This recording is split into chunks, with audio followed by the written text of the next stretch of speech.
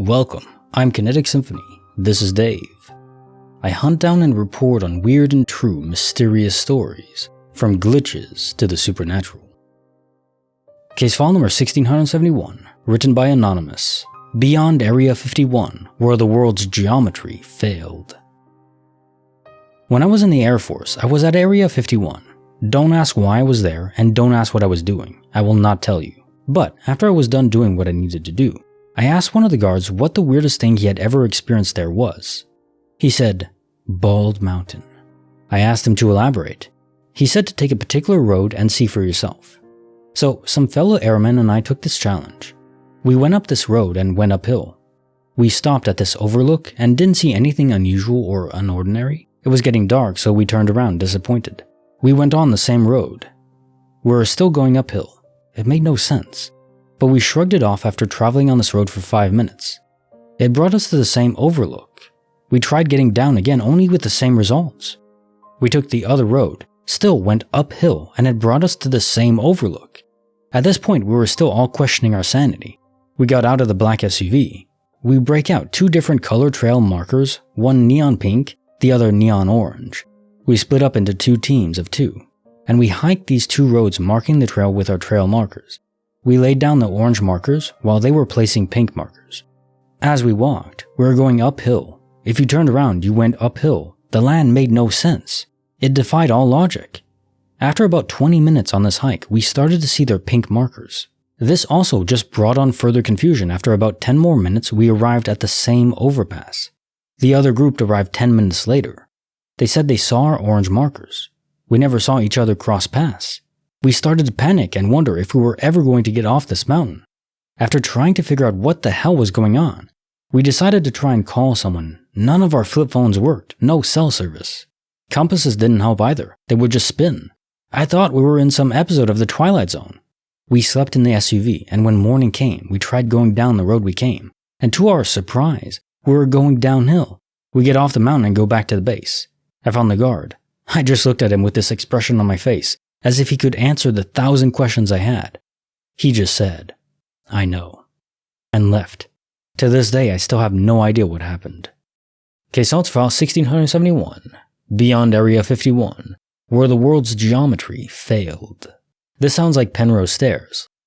Similar to how it was demonstrated in Inception, but not being in a dream in a real world, this was demonstrated to you through a spherical volume of space-time where the gradient was always up, always elevated. Now this doesn't make any sense to us in our 4D space-time, but if you add extra dimensions, then all kinds of wacky geometry from our perspective will be available. So was this an experiment by the military or aliens? Again, they could be either. It could even be that aliens are assisting our own military with knowledge and technology. And we're just testing it out, trying to figure out how the hell this works and what can we do with it. That all said, I kind of want to visit Bald Mountain now, even though it sounds terrifying being trapped in this place that has no proper vector out. It would be interesting, there's no doubt about that. Case file number 1672, written by HaberdasherA, The Ghost of Mario. When I was about 15 years old, I went over to my cousin's house to play some video games. I had just got Super Mario Sunshine and had been playing it a lot, so I decided to bring my GameCube over with a few more games, just in case he wanted to play something else. So I hook everything up and start the game. We played for a few hours, but then I remembered I took the disc out the night before, so I went into my bag and checked the Super Mario Sunshine case. Sure enough, the disc is in there. However, the GameCube is still playing the game perfectly, so I open the disc tray, and as soon as I do, the screen glitches. The most terrifyingly loud screeching and beeping sound starts, coming from the speakers. I freak out and immediately unplug the GameCube. I tried turning it on again, but this time it actually said to insert a disc. My cousin and I were trying to explain what happened, saying the GameCube must have just glitched. But the creepiest thing was, when I was getting ready to leave, my little cousin came home from preschool, and she walked up to me and said, Mario told me he doesn't like it when you take him out. Case notes for 1672, The Ghost of Mario. This just sounds like a horror story to me with the ending, jeez, I mean, also kind of reminds me of a specific Gravity Falls episode, minus the crazy girl, digital girl. Anyways, I think that would probably be better than a villainous digital Mario that never wants you to remove the disc. I don't know what to make of that, honestly. Is it an actual spirit that was making itself appear like it was Mario?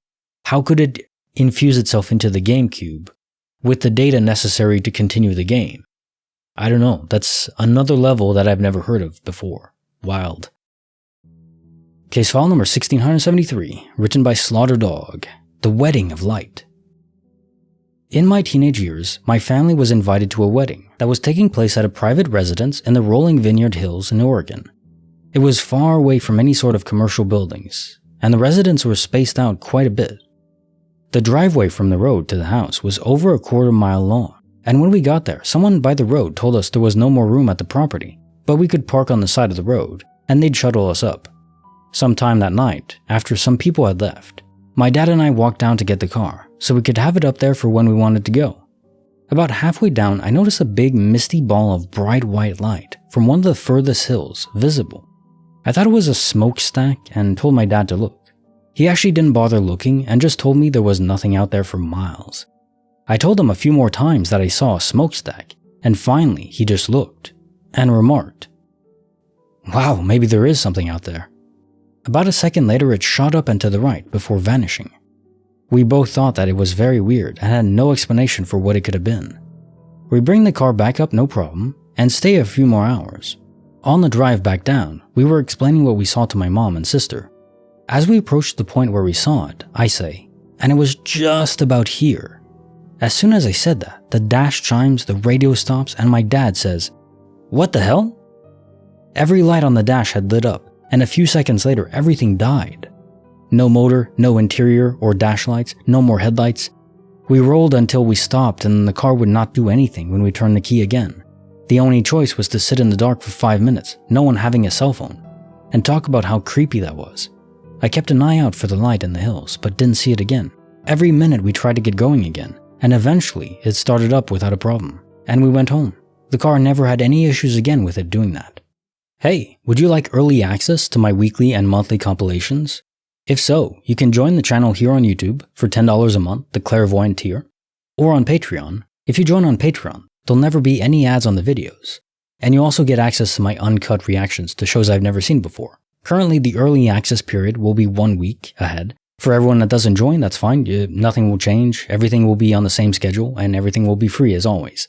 Also as a benefit, if you do join on YouTube, currently there's no way to enable it for members to not receive ads in general, but what I can do is, during the early access period where only members can view it, I won't enable ads. So at least that'll be a benefit I can give. There's no way to set it where members don't get ads when the video is public, unfortunately.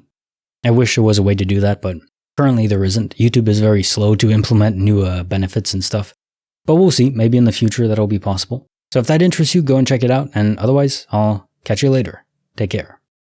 Case file 1673, The Wedding of Light. Boy, so many glitches this week that could be related to aliens or the government. Both could fit pretty well. One way or another, there was some kind of technology being tested there or operated, if it's just aliens in a normal ship, but it leaves a residual energy that disrupts our electronics because they function on unshielded circuit boards and other things like that where variations in the EM field can disrupt that. Kind of like an EMP blast, but not to such a level that it completely destroys the circuitry. It might even be that the craft was still there, but cloaked. Now time for the joke of the day. 2 men are out hunting, and one accidentally shoots the other. In a panic, he calls 911. "I just accidentally shot my friend. I think he's dead. What do I do?" The operator replies, "Okay, just remain calm. First, go to your friend and make sure he's dead." After a moment of silence, a loud shot rings out. The man says, "Okay, I'm sure he's dead. Now what?" The operator did not choose their words properly. That sucks. Like the video, subscribe, hit the bell. Kinetic Symphony signing off.